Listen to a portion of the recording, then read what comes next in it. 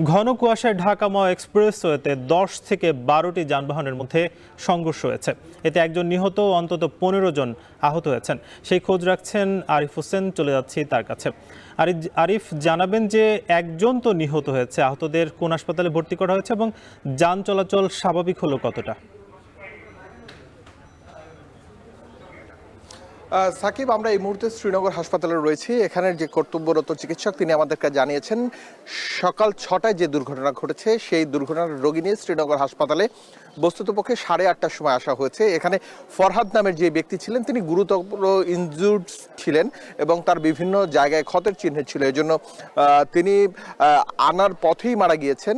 এখানে আসার পর কর্তব্যরত যিনি চিকিৎসক ছিলেন তিনি তাকে মৃত ঘোষণা করেন। এছাড়া আরেকজন ব্যক্তি ছিলেন যার নাম জাকির, তাকে ইতিমধ্যে মিটফোর্ড হাসপাতালে ট্রান্সফার করে দিয়েছেন এখানকার কর্তব্যরত চিকিৎসক। তিনি জানিয়েছেন তার পিঠে এবং মাথার পেছনের দিকে বেশ কিছু ক্ষত চিহ্ন রয়েছে। এছাড়া আপনি নিশ্চয়ই জানেন যে সকাল 6টায় প্রথমে একটি ধীর গতির মাইক্রোবাসকে ধাক্কা দেয় একটি কাভার্ড ভ্যান। এরপরে এক এক করে দুর্ঘটনার কবলে পড়ে ঢাকা থেকে দক্ষিণ অঞ্চলে যাওয়া বিভিন্ন ধরনের গাড়ি, এর মধ্যে রয়েছে সাকুরা পরিবহন।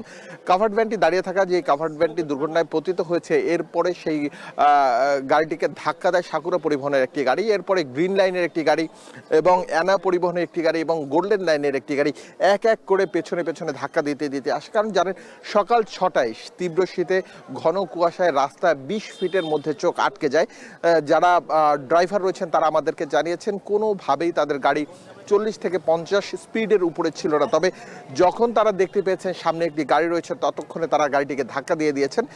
এবং এখানে হাইওয়ে থানার পুলিশ ছিলেন, তিনি আমাদেরকে জানিয়েছেন সকাল 6টায় ধাক্কা লাগার কিছুক্ষণ পরেই অর্থাৎ 6:30 থেকে 7টার মধ্যে তারা ঘটনাস্থলে চলে আসেন। এরপরে তীব্র যেই যানজটটি তৈরি হয়েছে সেই যানজটটি দ্রুত তারা র্যাকেট দিয়ে গাড়ি সরিয়ে অর্থাৎ রাস্তার এক অংশে নিয়ে এসে এরপরে সেই যানজটটি মুক্ত করেন ঢাকা মাওয়া এক্সপ্রেসওয়ে। এর পরে এক এক করে যারা আহত হয়েছিলেন তাদের মধ্যে কারো হাত কেটে গিয়েছে, কারো পা কেটে গিয়েছে, কারো মাথা ফেটে গিয়েছে, এমন ছোটোখাটো যারা আহত হয়েছেন তারা ফার্স্ট এডের জন্য আশপাশের হাসপাতালগুলোতে চলে গিয়েছেন। এছাড়া কেউ কেউ এক্সপ্রেসওয়ে ধরে শরীয়তপুর, মাদারীপুর, ভাঙ্গায় চলে গিয়েছেন এবং কেউ কেউ ঢাকা মেডিকেলে গিয়েছেন। তবে বিচ্ছিন্নভাবে এখন পর্যন্ত আমরা যে তথ্য পাচ্ছি তাতে 15 জন আহতর খবর আমরা পাচ্ছি এবং একজন নিহত হয়েছেন।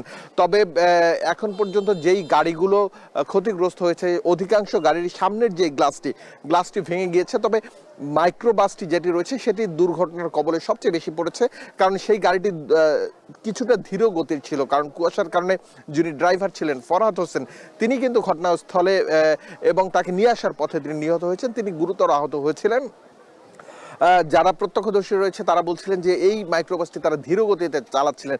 পেছন থেকে একটি কাভার্ড ভ্যান যেটি দ্রুত গতি ছিল সেই কাভার্ড ভ্যানটি এসে প্রথমে মাইক্রোবাসের পেছনে ধাক্কা দেয়। এখান থেকে ঘটনার সূত্রপাত। এরপরে এক এক করে দুর্ঘটনার শিকার হয় বেশ কয়েকটি গাড়ি। তবে যারা গাড়ি কর্তৃপক্ষ রয়েছেন তারা বলছেন সামনের গ্লাসটি, যে গ্লাসটি ভেঙে গিয়েছে সেই গ্লাসটি ভেঙে যাওয়ার ফলে অন্ততপক্ষে 2.5 থেকে 3 লাখ টাকা, কোনো কোনো ক্ষেত্রে 4 থেকে 5 লাখ টাকা পর্যন্ত ক্ষতির সম্মুখীন হবে। এবং অন্যান্য যেই গাড়িগুলো সেই গাড়িগুলোর যারা আহত হয়েছেন এই আহতদের বাদ দিয়ে গাড়ির যেই পরিমাণ ক্ষতি হয়েছে তাতে প্রতিটি গাড়িরই প্রায় 3 থেকে 3.5 লাখ 4 লাখ টাকা পর্যন্ত ক্ষয়ক্ষতি হবে এমনটা ধারণা করেছে। তবে ইতিমধ্যে হাইওয়ে পুলিশ এবং র্যাবের যারা সদস্য রয়েছেন তারা সবাই হাইওয়ে থেকে যেই দুর্ঘটনার শিকার গাড়িগুলোকে সরিয়ে ফেলেছেন এবং এখন রাস্তা মোটামুটি ক্লিয়ার। তবে যারা আহত রয়েছেন তাদেরকে চিকিৎসা দেওয়া হয়েছে বিভিন্ন হাসপাতালে এবং যিনি নিহত রয়েছেন তার স্বজনরা তাকে বাড়ি নিয়ে গেছেন।